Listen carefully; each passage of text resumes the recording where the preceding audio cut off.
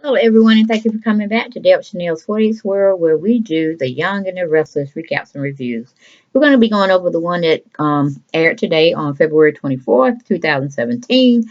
Let's get right on into it. I tell you, that damn Gloria, her start sleeping with Jack Abbott and getting fringe benefits as his secretary, and I'm pretty sure her money is definitely higher than any really retail secretary on the block because she's also Jack's sex slave in the bed. And what about that damn Sharon? Sharon can't keep a secret to save her everlasting life. I'm like, it ain't just her. It's like she think the world is revolves totally around her. And I don't know why Nikki kind of let it out the bag as well. Her and Nikki just are not good at keeping secrets. Now both of them, between both of them, I'm sure Victor's gonna have to step in somewhere because the secret is out. The secret is out on Dylan and why he really left. Now everybody know once you let the cat out the bag, it's gonna spread like a wildfire fire. I just don't understand. But let's get into this first scene. We have Michael comes over to see Jill at home, and Esther is watching over Jill.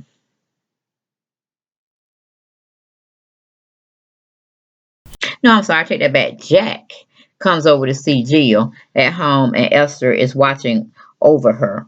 Why does Esther have on a maid outfit? Oh, I don't understand. They all supposed to be on the same level at this point of their life. I mean, Catherine Chancellor left lots of money and set Esther up in a stock option program as well prior to her death.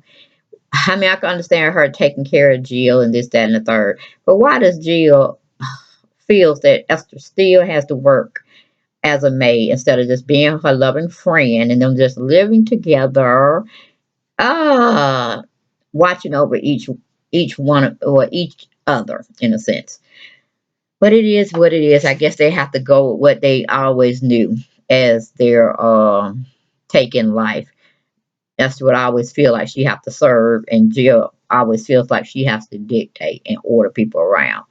Whew. Anyway, Jack brings Jill a Jack in a Box, an actual toy that used to be for younger kids to play with. You know, the little thing you just wind up the toy and it pops open. What a surprise for Jack to bring a gift like that to Jill. Jill is telling Jack that she is still going to buy his shares, but Jack tells her he knows Colin took all her money, and Jill is looking stupid. We go to Lauren. Lauren is telling Phyllis about Scotty being missing in action, and the company he works for won't admit that he's actually missing. They are trying to act like he's just on an assignment and they don't know the whereabouts, and they're not allowed to tell her any of that important information or personal information, even though she claims that she's his mother. Then we go to Glory. Glory's still working as a secretary when Michael comes to visit Jack and is very surprised to see Gloria working as his assistant. Noah goes to visit his mom at Crimson Lights, and he tells her him and his girlfriend broke up. Of course, she didn't know this, and that's why he's explaining it to her. Go to commercial, come back. We have Phyllis telling Lauren she's going to handle all their business woes, and she is going to stay with Lauren, and she is going to feed Lauren and watch over her today. Even though Lauren's set against it, she goes on to let her best friend and business partner pamper her while she goes off to take a bath because I guess Phyllis smells her or she just looks at her and say, damn, you took a bath. You look horrible. So she just goes and tells her she needs to just, get out of her feelings right now, take a bath, and maybe she'll feel a little bit better or at least cleaner. So anyway, Michael's trying to figure out why and what Gloria's really doing at Jack's office and why she has come down to such a low level position. But Gloria's not giving up any of the goods over that information. Then Jill is fussing with Jack about Colin speaking for her and taking her money. She's trying to make it all seem like bridge over the water, but Jack knows he ain't giving up no freebies. She gonna have to come up with that money. But he, goes tell her just get well and they'll talk about it later. Then we have Noah's telling Sharon why his girlfriend left him, and Sharon is being very supportive. Noah's trying to understand why Dylan left Sharon. He brings up his conversation with Nikki, his grandmama, from yesterday, and he's asking Sharon to clarify some things she said that don't make any sense about Dylan leaving town and not being in his marriage anymore or wanting to be in his marriage. We go to commercial, we come back, we have Sharon is telling Noah the real reason why Dylan left and when she wasn't supposed to. And I'm like, Sheriff, you can't keep a secret. You always putting people in danger. You always just think about yourself.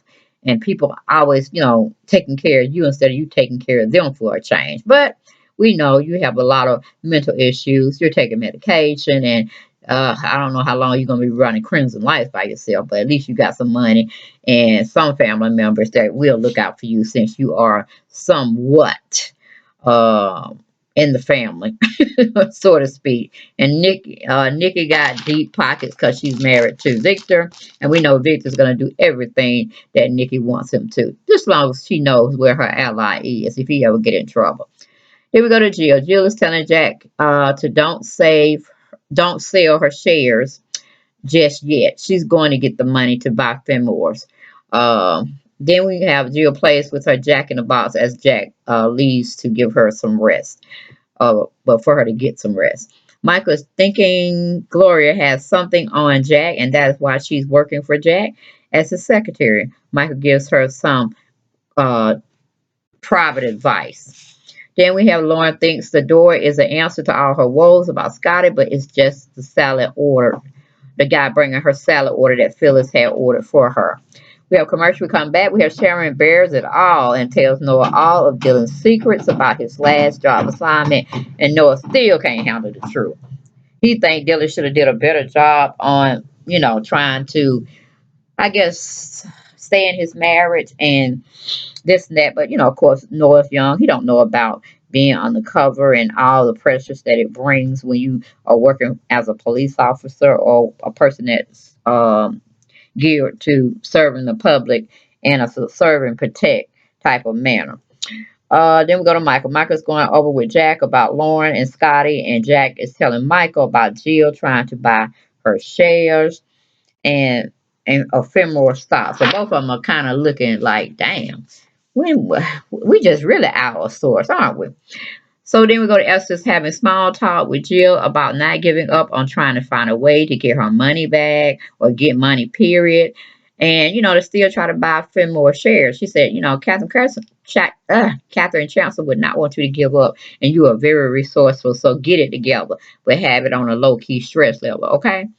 And she's still trying to get Jill to have some soup that she's made for her. And then Jill finally agrees to eat the soup.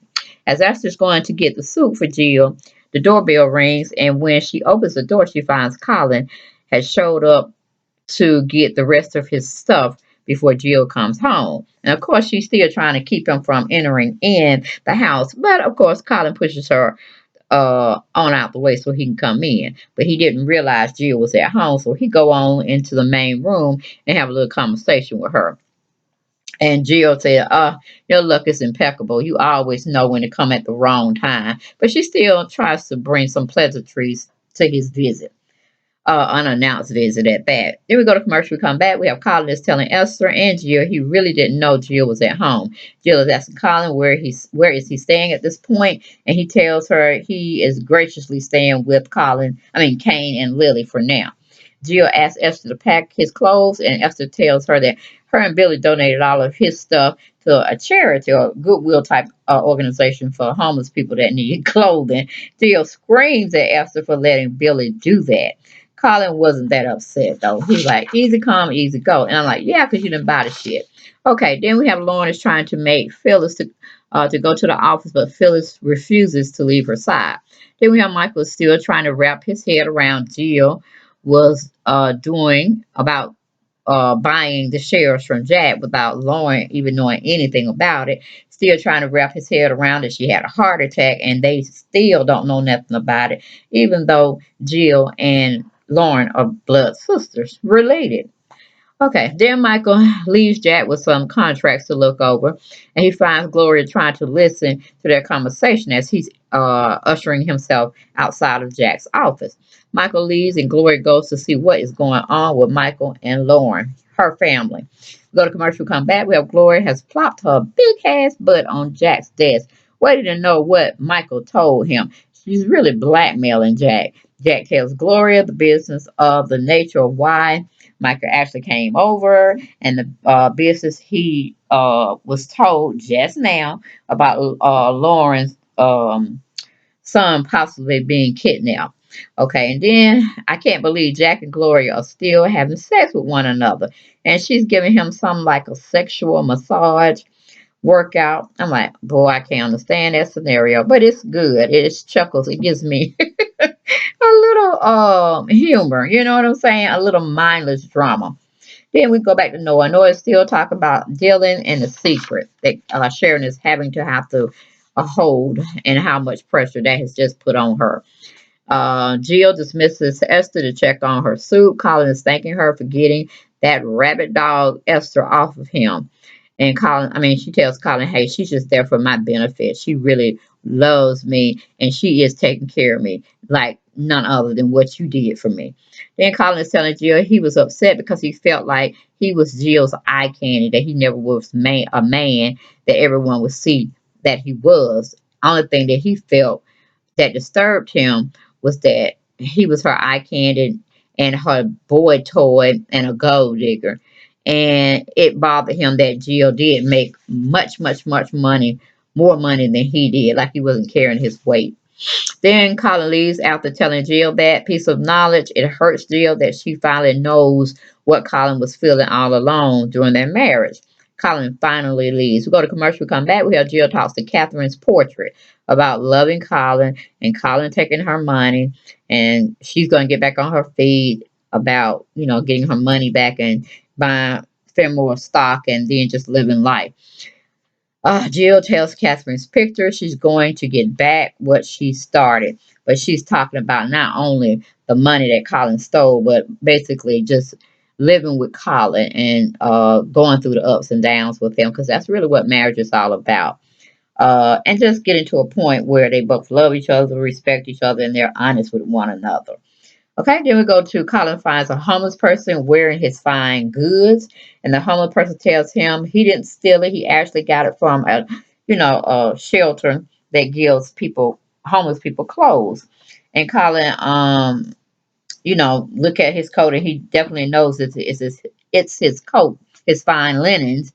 And he goes on to tell the little homeless person that he's pretty much homeless himself, and he can keep the coat and dust the titty down and all that kind of stuff. Like, what you gonna do? The man got it, honestly. And you trying to take your shit back? No, you need to go to the place where they done donated your stuff and let them know it's a huge mistake, but you need your clothes back. But anyway, it is what it is. He didn't buy the clothes. Jill pretty much fronted them too. Easy come, easy go. Then we have Noah is glad to see Sharon going on, and Sharon is glad to see that Noah entrusted her with the real information of why him and Marissa broke up. Then Michael sees Gloria giving Jack a sexual massage as he's totally shocked. I don't know why he had to double back. He must have forgot something in Jack's office or forgot to tell Jack something that was pertinent. And he doubled back. And when he doubled back, he knew Gloria wasn't at her desk, but the door had a little crack in it that Gloria had actually left when she went in there to try to find out why Michael was there in the first place. And lo and behold, he sees his mother giving Jack a sexual type of massage, and he's shocked as hell. Okay, then we have Lauren is telling Phyllis to go on to the office and work with Robbie on their project. Don't worry about her. She's here. If anything comes up, she ain't going nowhere. And we know that's true. And Phyllis has heartedly go on to leave because she knows she can get a lot much more done with Robbie and tweaking his thoughts on certain things about the project and application that they're working on. But Lauren does thank her for being a good friend and a good business partner to her. Then after Phyllis leaves for in a couple of minutes, Lauren gets a phone call. Some stranger asking her for $10 million. If she doesn't do what they say about getting them the $10 million, Scotty, her son, is going to die. So pretty much, yeah, he done got held hostage with somebody, and it's just a hot shame. And she's looking stupid, and it just is what it is. And they show us clips for Monday's episode, possibly. I mean, we're going to see it next week, where Lauren goes and tell Paul about, you know, the ransom that somebody's holding her son and the amount that they want. And she's telling Paul they're going to pay it because she wants her son back. So that's a little scoop inside that you'll have me talking about next week. So y'all enjoy y'all weekend, and I'll talk to y'all on Monday, God willing. Bye bye.